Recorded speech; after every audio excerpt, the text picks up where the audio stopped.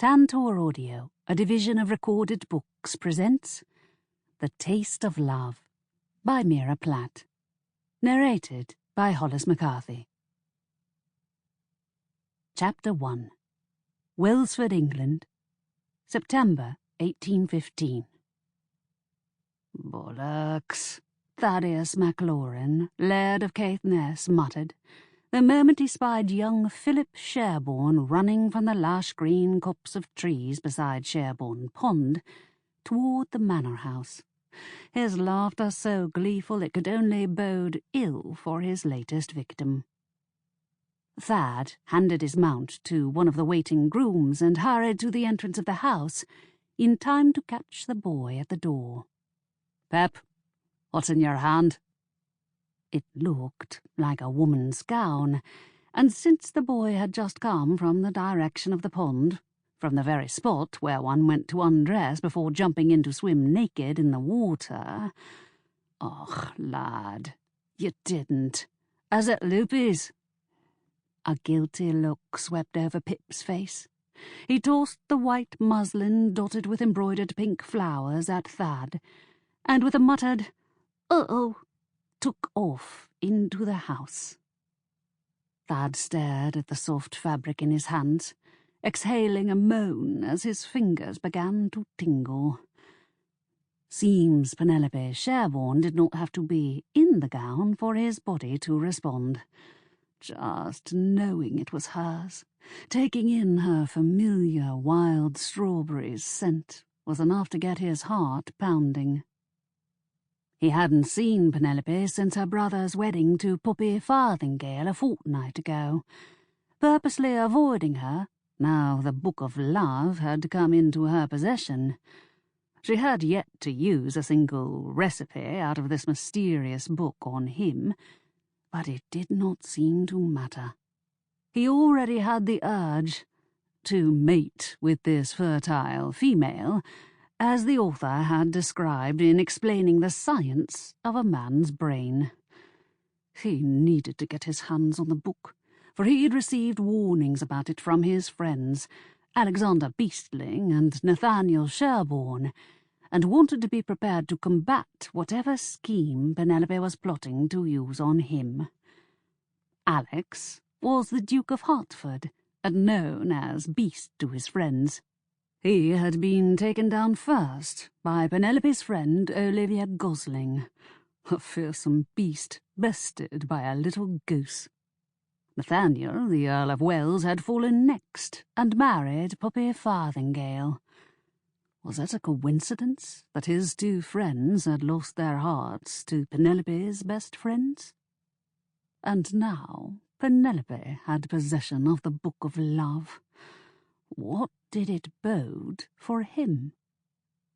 He glanced up at the sun as it beat down on him from a cloudless blue sky.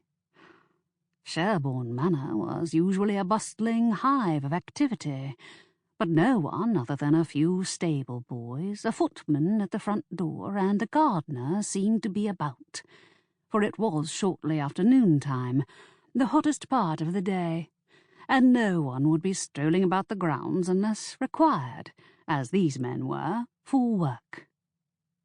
Sighing, he ran a hand raggedly across the nape of his neck, and started toward the pond, the fabric still in his tingling hand, and the summer sun beating down on his head. He strode down the path toward the copse of trees and the pond where Penelope was swimming in all her natural glory. He wasn't going to delegate the chore of handing back her clothes to anyone but himself. The girl was too beautiful, and no man could be trusted. Other than him, of course. He wasn't going to peek. Not that he was particularly honourable or a gentleman, and even though Loopy was the most maddening woman in existence who deserved an occasional set-down, he was not about to humiliate her by ogling her in the altogether without her permission. He would look as Phil if she ever allowed it, but that was never going to happen. To her, he was just a big, arrogant Scot with an irreverent attitude and a smart mouth. Libby, he called out, stopping at the edge of the trees and overgrown hedges along the pond. Don't come out of the water. No, Thad.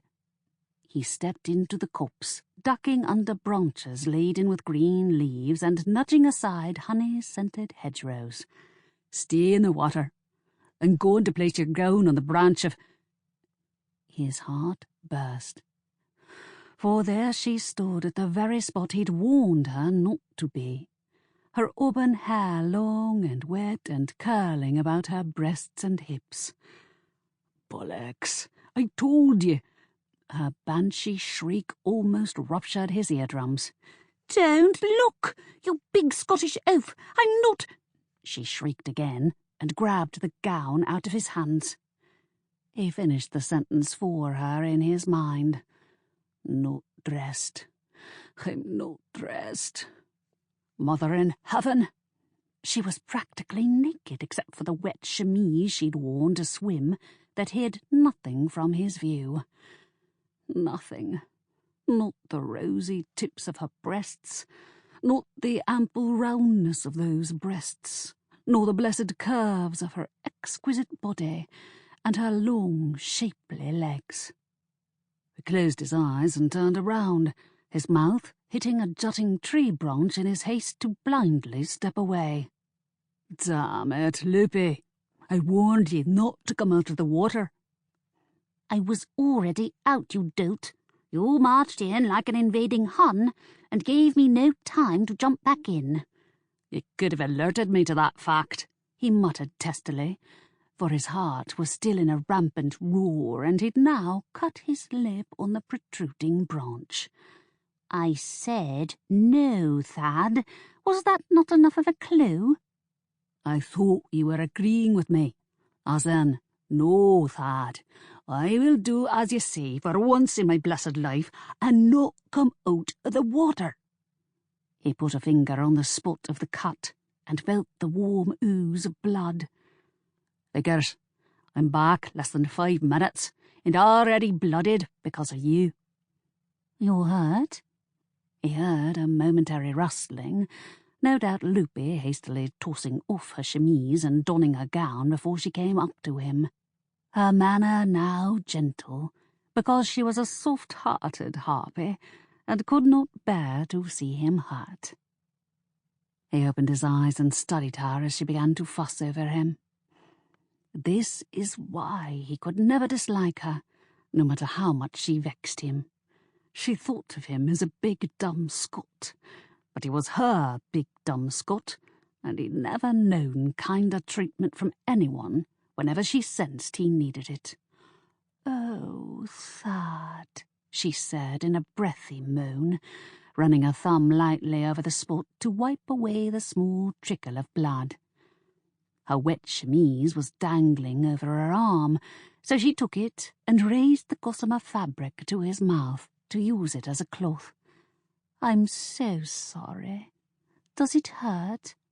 No, Libby, I'm fine. She shook her head and laughed.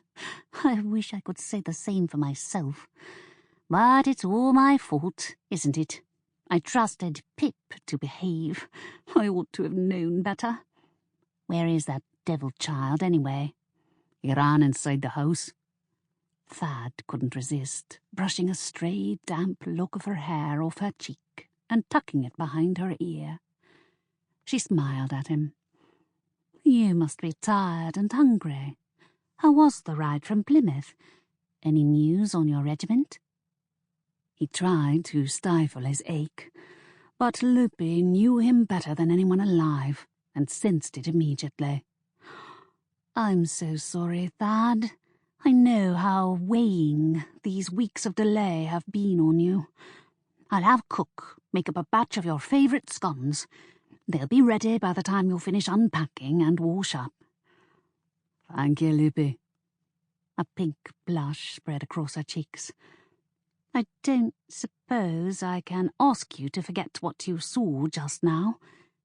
He nodded. Of course. Done. Her eyes rounded in surprise, relief shining in those dark emerald orbs. Really? Lord, How could a smart-mouthed girl still be so gullible? No, lass. I will remember the wild tumble of your hair and the sight of your naked body into my dotage. It has burned into my brain. Unseen. It can never be unseen. Her blush deepened and spread to the tips of her ears and down her neck. I was not naked. I had on my chemise. Which covered absolutely nothing. She gasped, and then, looking quite pained, began to nibble her lip in obvious dismay. Promise me you'll never speak of it to anyone. Aye, Lippy. That I can promise. You need have no fear of that. He brushed back another stray lock of her hair, for the wind had suddenly picked up and now carried a hint of cool air to signal the end of summer. Since she donned nothing but her gown and did not have a stitch on beneath it, he could see she was responding to the sudden coolness. Goosebumps appeared on her arms. Her lips began to tremble when another gust surrounded them. His gaze drifted lower. Aye, the lass would put him into an early grave. Thank you, Thad. She dabbed at his lips again.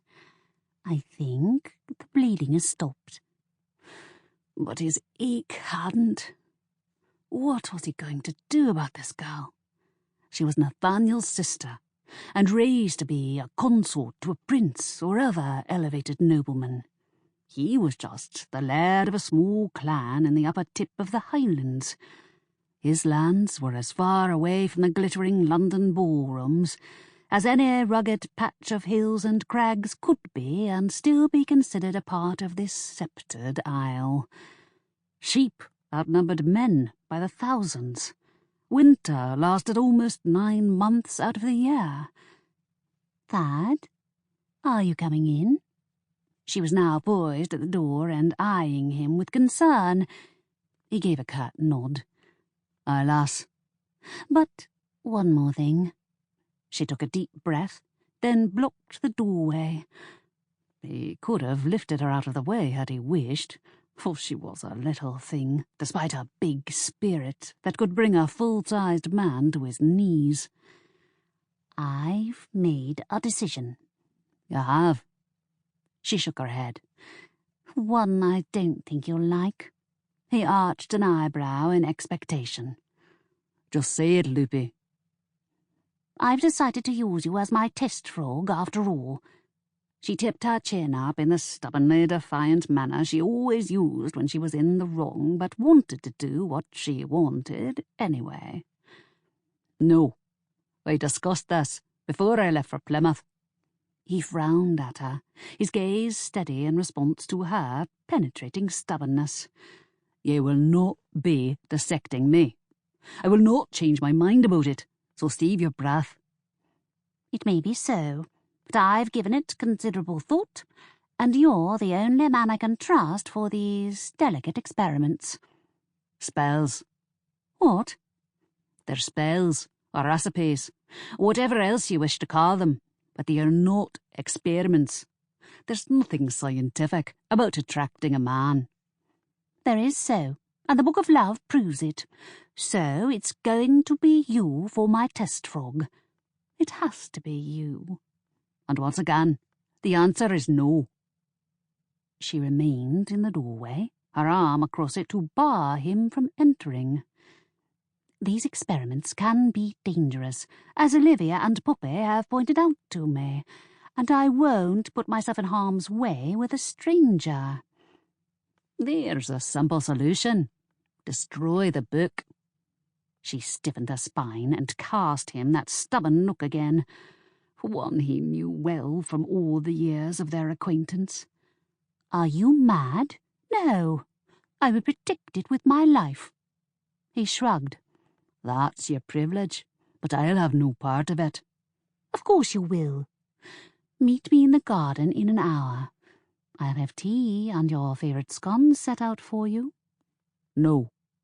Raisin scones? No. Hot and fresh from the oven. He crossed his arms over his chest. "Have them sent up to my quarters." She mimicked his stance.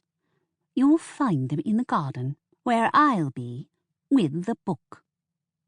He cast her a wicked grin. "You shouldn't do that, Loopy." "Do what?" "Fold your arms beneath your—" "You big dumb Scot!" She raised her hand to swat him on the shoulder, but he caught her hand in his own and lightly drew it toward his lips to kiss her knuckles. She cast him her fiercest frown as she wrenched her hand away. "In the garden, or I'll come after you with Cook's rolling pin." He threw his hands up in surrender. "You would do, wouldn't you? Och, you're a bloodthirsty lass." She nodded. "So, what's it to be? Rolling pin to the head, or hot, delicious raisin scones?" He lifted her up by the waist and easily moved her out of the doorway so she no longer blocked his path. Her body was soft and warm. It took all the determination he could muster to release her. Scones it is. But if he wanted to be honest with himself, which he didn't, the only hot and delicious thing he desired was Loopy. Would he have the strength to resist her? He needed to get his hands on the Book of Love and find out how to defend himself against her experiments. Lord help him. What was she going to do to him? Chapter 2. After seeking out Mrs. Plunkett, the Sherbourne cook, in the kitchen and requesting scones for Thad, Penelope hurried upstairs to her bedchamber to change her gown. "My lady, has something happened?" her maid asked, pausing in her task of airing out the sturdier gowns she would be needing with the onset of autumn. Yes. She began to tell Emily all that had happened. "First, my cousin steals my clothes while we are swimming. That imp." Emily shook her head and sighed, the blonde curls peeking out from her mob cap, bobbing. She was slightly older than Penelope, a pretty girl with a plump, full figure that men obviously found attractive, because she had bows by the buckets, while Penelope had not a single one. "He left me stranded in nothing but my wet chemise." She held it up to Emily, who quickly took it from her hand and set it aside for cleaning. "Oh, goodness. So you had to run back here without your clothes?" "Well, no." She glanced down at the gown she was wearing, albeit with nothing underneath. "As you can see, I did get my gown back. Lucky thing." Emily was genuinely sweet and not very clever, but none of her young men seemed to mind. Penelope wasn't certain what she did when she went out with each beau, only that they kept coming back for more. "My mum warned me never to go swimming with men. Young Master Philip is just a boy, but they start early, my mum said." Penelope sighed. "Apparently they do. He's a sweet lad when he wants to be. At least he returned your clothes, and all is well now." "He did no such thing." Emily scratched her head as she regarded her. "But you're wearing your gown. He must have given it back." "Laird of Caithness returned it to me." "Lud, he's here?" Emily's eyes widened in delight, and then she burst into giggles. "I wouldn't have put my clothes back on for him. Oh, Lud, him I would have dragged into the water with me for a swim." Emily! Despite having a sweet and sunny disposition, she also had an earthy nature when it came to men and pleasure. "Sorry, my lady." She glanced down at her toes and stopped giggling. "Oh no, it's very different for ladies of your noble rank. So much as an innocent kiss might ruin you." "To be honest, I'm glad I'm not you. I like kissing men." Penelope knew she ought to put an end to this inappropriate conversation, but she didn't. "I've never kissed a man." Never? Emily's gaze turned sharp and assessing, and she slowly grinned. That big Scot would do it proper. Yes, and she was determined to have Thad kiss her. Not right away, of course. There were other tests to perform on him before she got to the more dangerous ones. But she did plan for him to give her a test kiss. How else was she to compare his to the right kiss from a man she could love? Thad was not that man. How could he ever be the right husband for her? He was raw and untamed. He teased her mercilessly. He was irreverent, impertinent, and arrogant. He would never be a biddable husband. Not that she wanted a doting milksop, but shouldn't there be something other than the two of them constantly butting heads? Besides, his home was in Caithness. It may have well have been on the other side of the world. It was so isolated and foreign to her. A young woman would have to love that to the depths of her soul to give up London and the lovely Cotswolds and all her friends and family to... What was she thinking? Thad would return to Caithness as soon as the ship transporting his regiment arrived in Plymouth. He'd ride off with his brothers, cousins, and others of his clan, and she'd likely never see him again. The thought saddened her. She wasn't certain why, for they hadn't seen each other in years until this summer. She'd known him when she was a little girl. He, Beast, and her brother Nathaniel had been schoolmates. Beast and Thad had often come to the Sherbourne home for holidays or casual visits, especially Thad, for he lived too far north to make it to his home and back in the few weeks between end of term and start of another. "But will he stop at just one kiss?" Emily asked, nudging her out of her musings. She began to giggle again, one of those knowing, naughty giggles. "What? Would you want him to stop at just one? I would clutch that big body of his and—" "Emily, enough! Did the girl have no common sense? I am not going to kiss him. Certainly not right away. Perhaps never. Most likely never." Her maid shrugged and began to rummage through Penelope's wardrobe for proper undergarments and a new gown for her to wear. "What about this apricot dimity? It's just the thing." Penelope nodded. "It'll do nicely." The gown was more sophisticated than her day gowns, the neckline fashionably styled to accentuate her bodice. Modestly, of course. The London fashions were more daring, but here in the countryside one did not walk around with one's assets spilling out. The aroma of raisin scones wafted into the hall as she descended the stairs and made her way to the garden.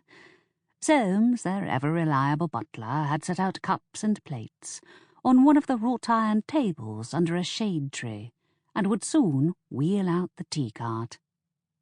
She was just about to sit down when she spotted her friends Olivia and Poppy walking toward her. "We're going to Miss Billings' bookshop for this week's reading club," Olivia said. "Care to join us?" "I can't. Thad is back." Poppy gasped. "He is? When did he return? More important, what are you going to do to him?" "Nothing." She reached for the book of love she'd brought down with her. "Well, something, obviously. But this book is about love. I'm not putting him through the 12 labours of Hercules." "Go easy on him," Poppy warned. "Nathaniel says he's going through a difficult time, now that he's home and his regiment has been delayed over a month returning to England. And he's received no lists yet. That cannot bode well." Olivia nodded. "Beast says the same. He's worried about Thad. But perhaps these tests are just the distraction he needs. We'll help you, of course." Olivia is more of an expert than I am. Poppy shook her head. I don't know what I did to your brother to make him fall in love with me. I'm just glad he did.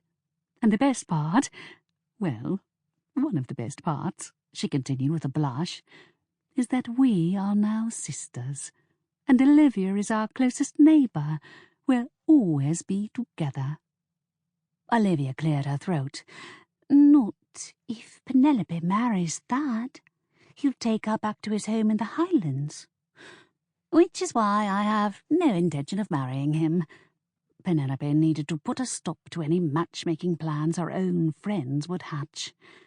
This is why he's safe. I've decided to set my cap for the Earl of Wick. He seems to be a very nice man. His mother and sister are lovely. His seat is within a day's ride of Sherbourne Manor. Poppy nodded. And he's nice-looking, too. Yes, I suppose he is. Penelope shook her head with more conviction. He is. Olivia frowned. Well, that was a rousing commendation of him. Does the mere look of him raise butterflies in your stomach? Curl your toes? Penelope stifled her frustration. Not yet, but I intend to work on falling in love with him once we're back in London. I'll see how Thad responds to my various tests, and then use the same ones on Wick. Simple enough. Both of our friends looked doubtful, but they said no more as Thad appeared. They greeted him warmly and then marched off to Wilsford, whispering to each other and giggling as they hurried away. Where are they going? Thad had washed and shaved and changed out of his dust-stained travel clothes into finer garments. He now wore buff breeches, a white lawn shirt that enhanced the breadth of his chest, and a vest of deep forest green that seemed to bring out the hazel green of his eyes and the dark chestnut red of his hair. Miss Billings has started a reading club. They've become members. Ah, and you? He wore no cravat or jacket, which was typical of him not to conform to proper attire, but she couldn't berate him for it. The air was warm and moist, and the breeze that had earlier felt cool upon her skin because her clothes were wet now felt hot and made her fresh gown stick to her body. Autumn would soon be upon them, but it was still uncomfortably warm. Or was it Thad's nearness that was kindling her insides? He looked awfully big and ruggedly handsome. How could one overlook his muscles when he refused to cover them up with a jacket? Me? I've joined the book club as well, but I'll skip this meeting since you're back, and we have work to do. You're doing nothing to me until I've had my raisin scones. He sank into the chair beside hers and stretched his long legs in front of him. His boots were scuffed from wear, but she did not pass a comment. Nathaniel's valet, Greville, would attend to it later. Here they are now, she said, when Soames brought out a platter of divinely scented, piping hot treats along with the tea-cart. A dozen for us to share. He arched an eyebrow and grinned. What makes you think I'm sharing them? She laughed. Very well, hoard them for all I care. My gowns are too snug anyway, what with all these weddings to celebrate, and me testing every course of the festive food before it was set out. His expression turned wicked. Snug, looks good on you. No man will complain about that. He nodded to the tome bound in faded red leather on the table beside her. What does your book have to say on the subject? Do you wish to start our work now? She was pleasantly surprised, certain he'd give her endless trouble about even reading a mere page or two. I thought you'd prefer to eat first. He leaned close. She tried not to grow giddy from his divine scent of musk and maleness. Oh, she'd read the Book of Love several times over and understood the importance of the 5 senses. Touch, Sample complete. Ready to continue?